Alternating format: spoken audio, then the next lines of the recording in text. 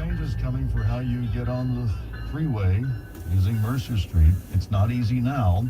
Chris, is it going to get easier or harder? Well, it's probably going to get a little bit harder for those of you that try to get onto the freeway, but that means it's probably going to be a little bit easier for you on I-5 there as the people are merging in. The Mercer on-ramps are one of the biggest choke points we have in the region because we have a relentless, seemingly, stream of cars that need to merge onto the freeway, which causes I-5 to back up every day. So the state's going to do something about it. It's installing ramp meters on Mercer that will help break up that constant flow of cars onto the freeway. We'll break up that platoon. We'll let a car go one at a time, and as they merge onto the freeway, they'll have space onto the freeway to actually merge more safely and more efficiently. Morgan Balo is the traffic engineer with the Washington Department of Transportation in charge of this. In the northbound direction, the state's going to install 2 ramp meters just before the exit to the express lanes. So there's, you kind of merge off to the left there at that split after Fairview. You're going to have 2 lanes there with 2 traffic lights that will be easing your traffic on and off or restricting your access on and off. Now, those ramp meters are most likely only going to be used in the mornings while the express lane exit is closed, while the express lanes are in the southbound direction. Now, the southbound on-ramp from Mercer is going to be a little more sexy. Got a little more room over there. So the state's actually going to use the shoulder to add 1 more lane there to add a little bit more queuing room for cars to sit up there just east of Fairview. We have 2 lanes now. We're going to take the shoulder and add a 3rd lane that'll be operating when the meter is running so that we have more storage and we'll be able to have more flexibility in how we release the traffic.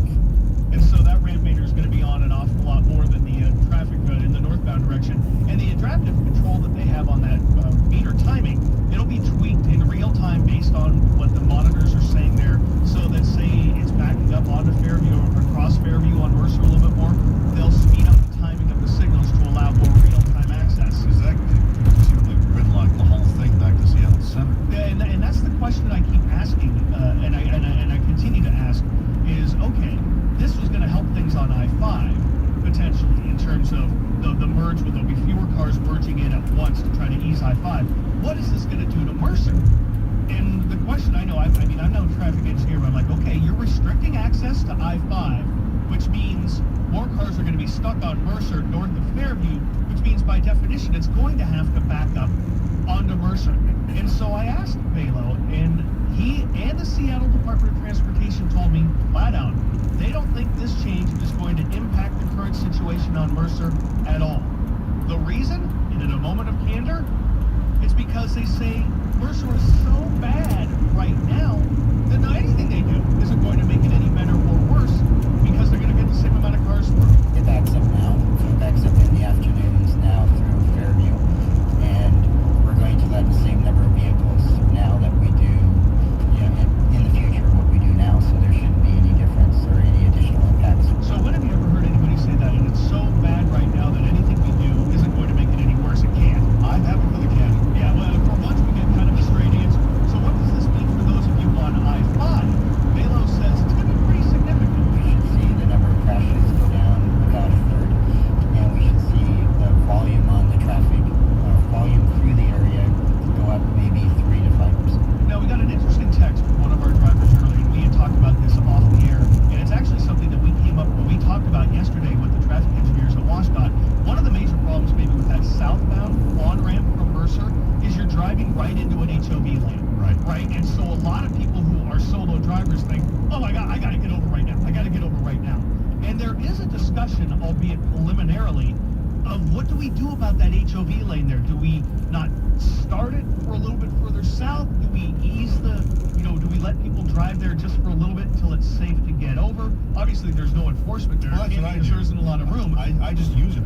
I will risk the ticket, which I'm pretty sure is not going to happen, rather than have a crash. Exactly. And so the question is, okay, what is better? People using a little bit of that HOV for a quarter mile as opposed to getting over at a 45-degree angle to jam their way in as soon as you start seeing the dotted line. And so that's something that they are aware of at WashDOT. It's something they are considering. But that's an interesting, that's one of those little kind of driver thought fixes that go, yeah, maybe. And that other one costs much at all. And it might help people ease a little bit. That might, if we pick up a couple of seconds every car here and there, that'll add up over the 4 hour. Or maybe fewer people will use Mercer. They'll just take 99 or percolate through downtown. Yeah, or I mean, who knows? What that's going to do? But at least the state's looking at this, critically, and they think it'll help I-5. What it's going to do to Mercer, we're going to have to wait and find out. These things go active March 10th for the weekends. They're going to test them for about a month, and then in April we're going to have it full go. See what it does. 42 at the Carter Subaru studio. Chris is back with traffic in a moment. But first, let's go to Nick for the Cairo 7 pinpoint forecast. We still have some pockets of convergence zone rain this morning. So basically, we're seeing some rain starting around the Admiralty Inlet area, pushing south into Snohomish County, pushing south into King County, and we'll see that through the morning hours. I don't really expect too much this afternoon. Some spotty showers, yes, as that continues to lose energy. Temperatures are going to be in the mid to upper 40s, and we'll go mostly cloudy. Tomorrow looks sunny. Might find a little bit of fog early. I do see some spotty showers for Sunday. There may be a little wet snowflake or two mixed in, depending on the timing of that. I don't really think it's going to be an issue. Now from there, we still get to the mid 40s in the afternoon with some spotty showers. Into Monday, a shower or two, partly sunny. And right now, I see some sunshine for Tuesday, maybe a little for Wednesday, but maybe a couple spotty showers working their way in. Overall, the pattern is pretty calm. 8:13, and that's time for traffic, brought to you by Michael's Toyota, Volkswagen, and Subaru Bellevue. And the map is pretty calm as well.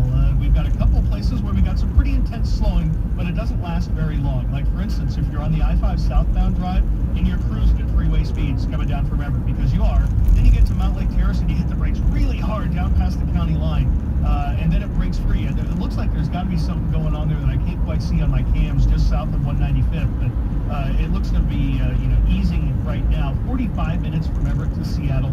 Everett to Bellevue also a shade under 45 minutes. Another place where it's pretty thick is through the S-curves in Renton, northbound 405. That should be no shock to you. But the travel time has come down nicely. We're at 30 minutes from Renton to Bellevue, which is very positive. Another place where we're going to hit the brakes pretty hard because you're flying up I-5 northbound out of Federal Way and freeway speeds are better. Then you hit the brakes as you come up at the north end of Boeing Field. So we're looking still at about a 40-minute drive from Federal Way to Seattle, and 30 of that is in from South Center. Lake bridges are good, except for a little touch westbound 90 across Mercer Island, and the Valley Freeway is good. Traffic brought to you by Michael's Toyota, Volkswagen, Subaru, and Bellevue. 3 amazing brands, 1 local family. All to single lease and reach location right off I-90 at Eastgate. That takes us to 8:14, and coming up, dealing with a culture of rudeness. We should call it out, and we should shine the spotlight on it. We should make the person aware of their behavior. Coming up next on Seattle's Morning News. There are 7 continents, 7 seas, but at Celebrity Cruises, we'd argue more than 7 wonders. For a limited time, enjoy 2 free perks, like complimentary drinks and Wi-Fi, plus savings for everyone in your stateroom when you book now during the Celebrity Cruises Sail Beyond event. Visit celebrity.com, call 1-800-CELEBRITY or your travel agent today. Offer expires February 28, 2018 and applies to select sailings and stateroom categories. Additional restrictions apply. Ship registry, Malta and Ecuador. There's a reason why superheroes have alter egos to hide their true identities. Clark Kent, Bruce Wayne, and Peter Parker all lead quiet, ordinary lives when they're not out saving the day. Just like AAA's Heroes of the Highway. Check out the guy behind us. You're a AAA superhero, aren't you? Well, I do work for AAA. I know! You came to my rescue when I blew a tire on campus during finals week. Glad I could help. Quick, let's take a selfie with my superhero. Smile! It was fun meeting you ladies. Drive safely. Wait, I'll tag you on Instagram. What's your username?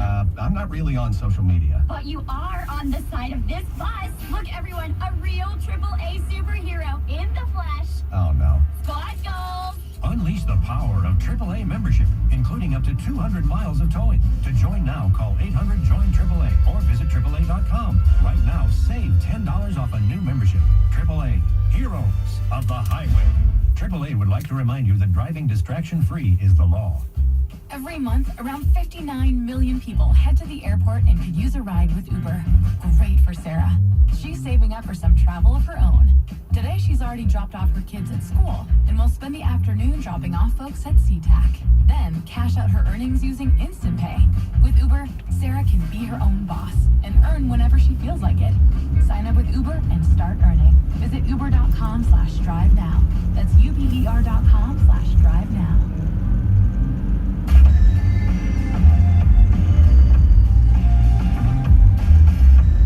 8:17, Seattle's Morning News. This is probably not a great time to mention it. You can text us anytime, but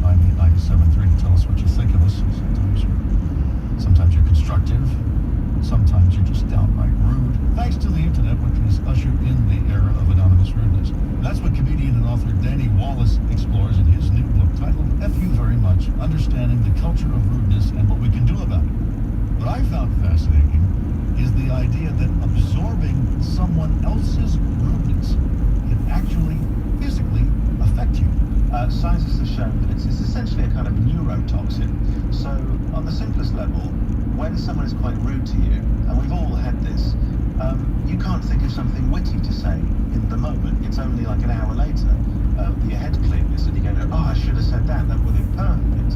And it's because when someone breaks the rules and does something unexpected and is quite aggressive towards you, you're confused. You're trying to work out why they're being that way. You're trying to work out how you should react, what you should do. Are you in danger in some way? All these sort of primal things come into play. And it takes up the space that we normally use for decision making and sort of forward planning and logic and things like that.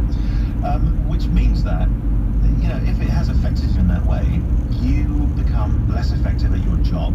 They call it a neurotoxin. You can't relax after work in the same way because you're still thinking of the bad day that you had.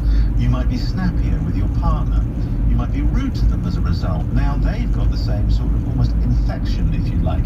The next day you haven't slept as well. It's kind of like having a rudeness hangover. And that's all well and good and all fine if you're like me, a writer who's writing a thing about a hot dog. It doesn't affect you too badly. But studies have shown that if that happens to, for example, a surgeon about to operate on, you know, for the sake of argument, an infant, then if that surgeon has had someone be rude to them immediately prior, they are 50% less effective at the surgery. So they won't be able to communicate as well with their colleagues. They might miss very simple cues. They might fixate on an original diagnosis, for example, when, you know, the situation is changing. They might pick up the wrong drugs. They might not resuscitate as well.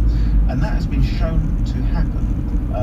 The problem with rudeness is, it's not like if someone's had a drink, you know, their cognitive functions are sort of, you know, affected, but you can smell the booze on them, or you can see them sway or hear them slur. If someone has had, you know, been intoxicated by rudeness, if you like, there's no way to tell. So you allow him to fly the plane. You allow her to operate on the infant. You let that truck driver, you know, out onto the streets, even though it's been shown again that truck drivers with rude dispatchers often miss stop signs or do so more than people who deal with polite people. So there are real world consequences that can lead to some, you know, quite dark places. And it gets darker still when you consider that, you know, a cultural tone tends to be set by our role models. And if the most powerful person in your country, you know, in the world, is a rude person, it sends out a message to the rest of the country that it's all right to act this way. Then you teach your kids it's all right, or they pick it up from you. And then suddenly you're looking at, you know, rudeness that lasts generations. Right. Well, fortunately, being a democracy, we would never elect someone like that, so it should be okay. Of course, that would never happen. Right. I'm just talking theoretically. Right. So, rule to self, never be rude to your surgeon or your airline pilot. So, should this be, given that it's out of control, should this be policed in some way? I think so, in terms of self-policing. So we can look after our own behaviour, of course, and we can look out for the behaviour of the people closest to us. But we also have a duty to each other. And I do think that so long as it's done politely and without a hint of aggression, and maybe with, you know, a smile and maybe a little joke if we can find one, we should call it out and we should shine the spotlight on it. We should make the person aware of their behaviour. We shouldn't be trying to patronise them or punish them for it. We should just point it out, because very often when we hold a spotlight or rather a mirror up to other people and we show them how they're coming across, if they don't like what they see, well then maybe they'll change. Good idea. Danny Wallace is the author of F.U. Very Much, Understanding the Culture of Rudeness and What We Can Do About It. Danny, thank you. It's been a great pleasure. Thank you.